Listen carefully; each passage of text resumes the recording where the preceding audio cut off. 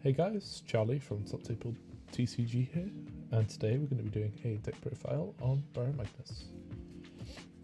To start off, we'll go through the right deck. So we're running our Baromagnes, our Electro Spartan, our Deep Sonica, and our Uncanny Burning. So the starter choice is not too important, but we do want to be running these three. So the way that our Deep Sonica works is on place we're going to be able to Soul Charge 1, which is really important. It's also going to be a beater on rearguard later if we need to call it out with a 10k buff. Then we've got our Spartan, which is going to allow us to choose a card from hand, put its soul, draw a card, and Soul Charge 1 when we ride this over this. So overall, just very Soul Charge intensive red line. Next, onto our main deck, we're going to be running two Baromagnes. So Baromagnes is our main G3 in the deck. It's a very soul intensive deck, so the way it works is when it attacks, counterblast 1 and perform effects according to the number of cards in soul. So if you have 5 in soul, you're going to be able to draw a card. If you've got your 10 in soul, you're going to be able to give this 10k in a crit. And if you have 15 in soul, you're going to be able to choose all rear guards in the field, put them in soul, choose 2 cards from soul and call them to rear guard circle. So it allows you to extend and just do a lot of damage really early on. It's kind of the point of the deck, is that it can rush to 15 soul. Next, we're running our 4 copies of Curtis. The main effect of Curtis is on place Soul Charge 2, that's all that we really care about. But he also has another effect of Counterblast 1 to give the front row 5k. And then 4 copies of our Pandemonium Tactics. Again, the bottom effect doesn't really apply because it's final rush based, but the top effect is going to allow us to counterblast 1 and Soul Charge 4. Next, we're running our 4 copies of Kira. So the way that, the way that Kira works is that he's able to counterblast 1, choose a card from hand, discard it, choose a card from your soul, put it into your hand and Soul Charge 1. So again, soul charges, and it allows you to grab pieces from soul that you need to make your plays work. Next, 4 copies of our Selfish Engraver. This is our counter charge unit of the deck, and it also allows us to soul charge if it hits. So early game, you do want to call this when you're at G2 if you've got them, just to really boost that soul up early, put the pressure on the opponent quite soon.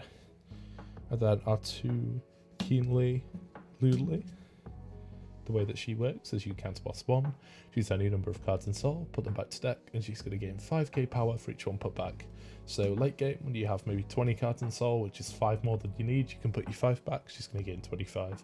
If she's then called off of Barrow when you're on a Persona ride turn, that's another 20, so it will be 45 total plus her base power, so just a really big beater. 4 copies of one of the key cards of the deck, our Brainwash Swirler. So Brainwash Swirler's effect is on place, you get a Soul Charge 1. Until end of turn, every single time a card is Soul Charged, gains plus 5k. So when you're using this in tandem with stuff like Pandemonium Tactics, it's going to gain 20k. Every time you're activating a Soul Charge skill, it's going to gain 5k. It's just going to become a really big beater really quickly, and just allows you to apply pressure before you even swing with the Vanguard. Next, 4 copies of our Perfect Guard. This is staple in every deck, so there's not much explanation there. And then 2 copies of our Goman. So the way Goman works is you can counterblast 1 if it's moved from our rearguard into our soul. Until end of turn, your opponent must guard with 2 or more for every attack. So when you do this, with Barrow as your 3rd attack, these goes to soul. The Barrow has the skill, and the 2 units that you call both have the skill as well. Then, for our trigger lineup, I'm running 5 critical. 4 effect crit and 1 vanilla. It does not matter if you run effect crits or not, they do not become that mandatory. 1 extra soul charge is not going to come up that often, but it may help, so it's nice to have. And then 4 copies of our effect draw and 2 vanilla draw, but because up to 6 draw triggers. So draw is really important in the deck. You need to get to your pieces, you need to filter out your soul charges as soon as possible, so we want to focus on our draw. And since we have our copy of our grade 2 Ludley, it doesn't matter if we start to deck out because we can just put pieces back. And then for the rest of our triggers, we're just running the Dark States, our over trigger, and our 4 heal triggers. So the main premise of the deck is rush to 15 soul and try and kill our opponents as fast as possible.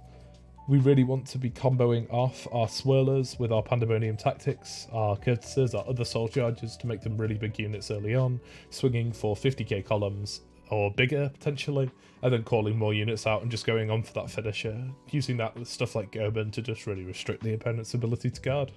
But yes, thank you guys very much for watching this video, and feel free to comment, like, and subscribe. And this is Charlie from Top Table TCG signing out.